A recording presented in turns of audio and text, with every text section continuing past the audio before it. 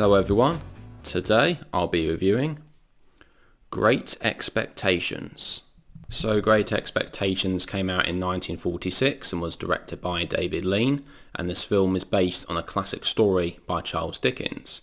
This film follows a story of a young boy called Pip who lives with his abusive sister and a husband who is a blacksmith.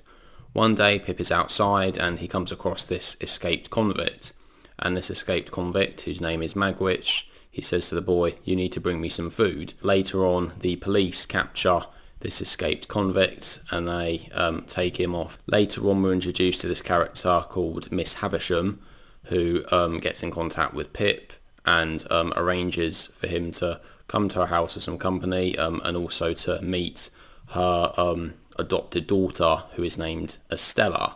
And Estella is not very nice to Pip at all. She sort of is always calling him names and being rather mean to him, but nevertheless Pip ends up falling in love with her. So this arrangement continues for the next few years until Pip starts an apprenticeship to become a blacksmith along with his sister's husband. Then later on Pip goes to London to go on a journey of great expectations, and the reason he's able to do this is because there is a mysterious benefactor who has arranged for this to happen to Pip.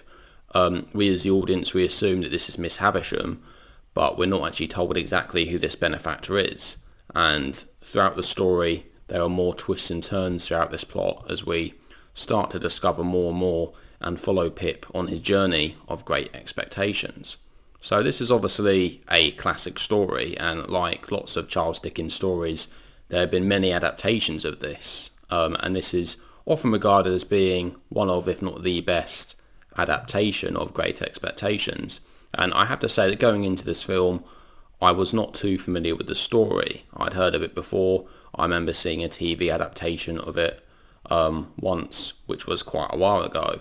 So I'd heard of some of the names of the characters, such as Pip and Miss Havisham, and like a lot of Charles Dickens stories, the names of the characters are always really colourful and really cheerful, and yeah, they really help bring the story alive, and it definitely makes the story a lot more interesting to follow with all these characters that have such memorable names. This film actually won 2 Oscars, and one of the Oscars it won was for Best Cinematography, and I can certainly see why, because in terms of the camera work and the editing and the lighting, it all looks very much ahead of its time. And obviously being directed by David Lean, he was very good at directing films with these different camera angles, as I had previously watched Brief Encounter, which was also directed by Lean, and that was a fantastic film in the way it was filmed, and this one is no different, and it especially looks very good on the Blu-ray that I have behind me. So in terms of the story itself, I found it very interesting to follow.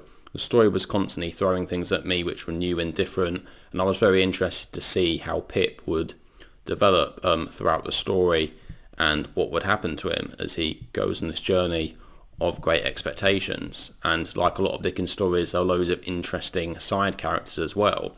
We get a character called Herbert Pocket, who is played by Alec Guinness, and he lives with Pip when he's older.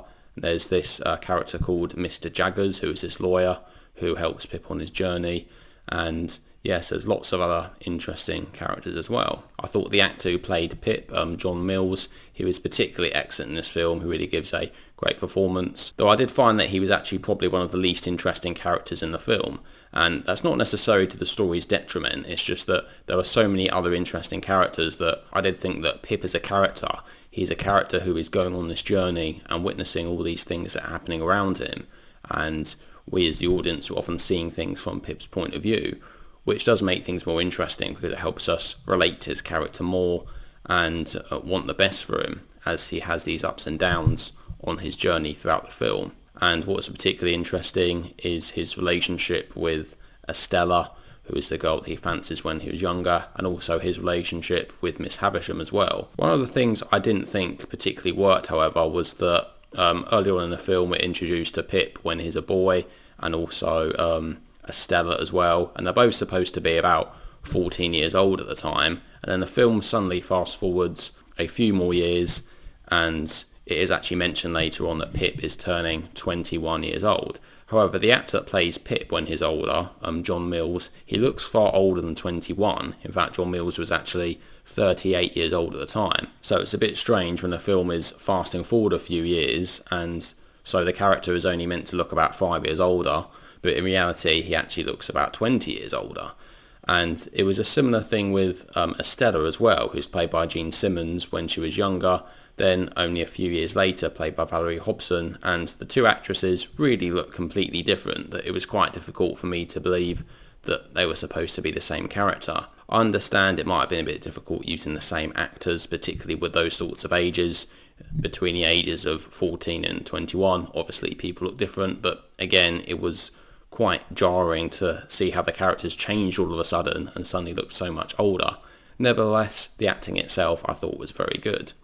I also thought that Alec Guinness was very good as Herbert Pocket in this film. This is actually one of his earlier appearances. He later went on to be in lots of other British films, and obviously with lots of the Ealing Studios classics as well.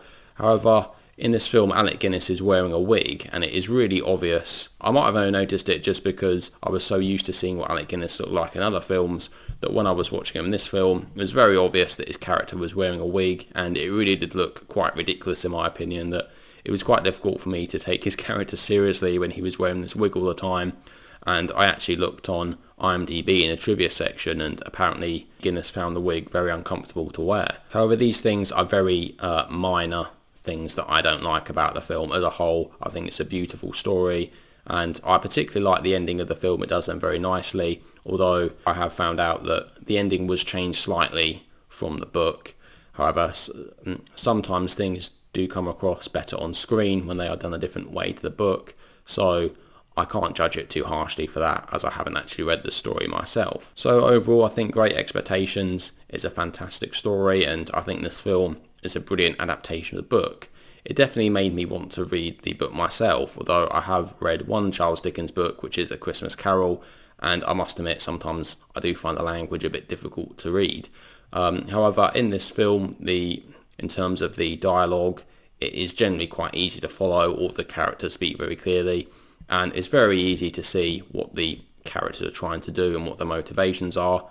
There was one bit I did struggle with slightly, which was right at the end of the film when Mr. Jaggers is explaining something to Pip, and this is a bit where the real plot twist happens, where something comes up that you don't expect.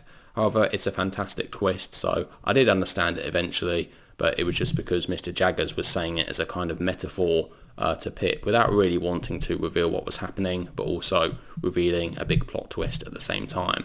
So I'm going to give Great Expectations a rating of 9 out of 10.